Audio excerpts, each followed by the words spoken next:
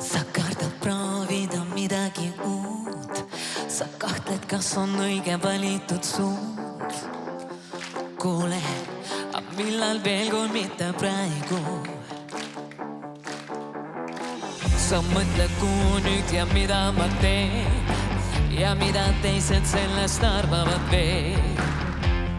Kuule, millal veel, kui mitte praegu? Keene välja, tõmba õhku sisse.